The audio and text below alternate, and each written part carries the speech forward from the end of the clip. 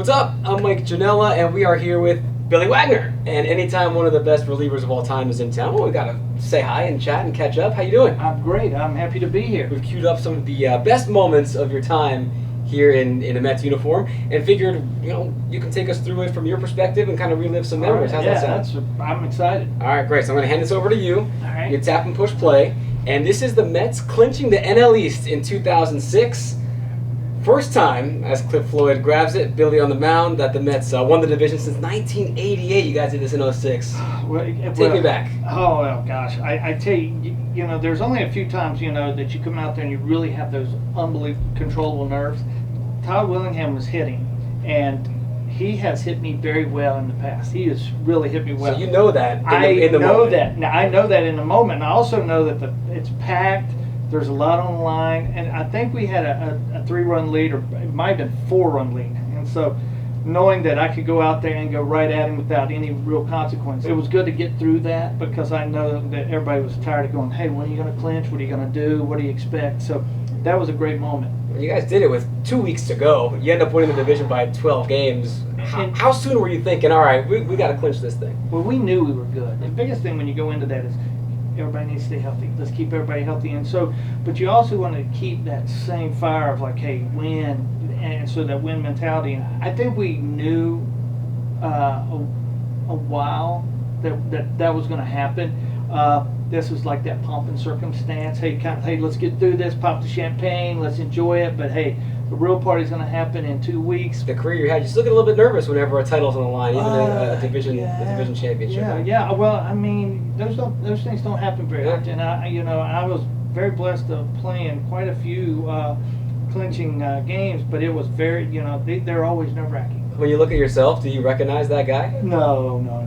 You're like a different person? Oh, yes. When we watch games and people sit there and go, hey, you played that. I'm like, yeah, but it's so far removed. You don't even see yourself. You're like, I've sit with my wife and go, when I did that, or played that, but that just seems like so hard. It's like a different lifetime. It is absolutely a different lifetime. All right, well, let's fire up the next clip. The Mets clinched the NL East in 2006. First time in almost 2 decades, they can say that. And then you get the Dodgers, first round of the playoffs. Mets have already won the first 2 games of this series, up 9-5 in Game 3.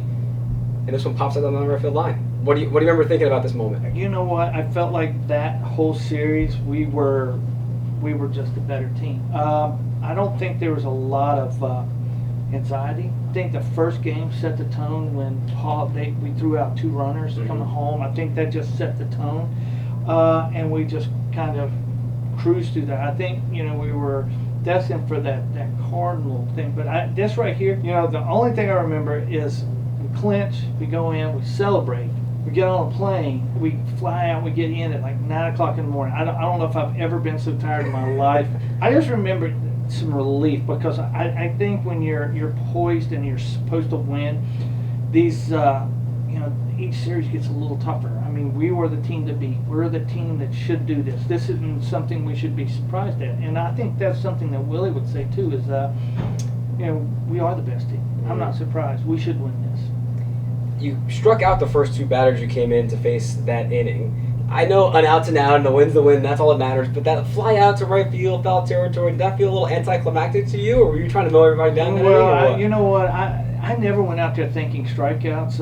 I really went out there just thinking outs and let things transpire as the at-bat went. And it just happened to be, I punched out those first 2, and then, I thought it might have been a foul ball. I thought it was going to be a foul ball. So I wasn't really overthinking. And then, an out's an out. I was happy, save the bullets, get into that next series. So that game's in LA. Obviously, you always prefer to clinch at home, but what was it like clinching in front of a fan base that, let's be honest, is known to maybe leave a game early if they're not really into it? What was that like? They show up a little later, and we'd taken the first 2 games, and so they showed up, and then by the time I was coming in the game, it wasn't quite as loud, and they're a pretty tame crowd anyway. It felt like a lot of New York fans out there, honestly. You also had a career highlight individually, a lot of team success that season. But you, not to give too much away on a spoiler, but check that one out. One of only 8 guys ever with 400 career saves in the bigs, and you notched number 300 right here in Queens. What do you remember from this day? July 4th.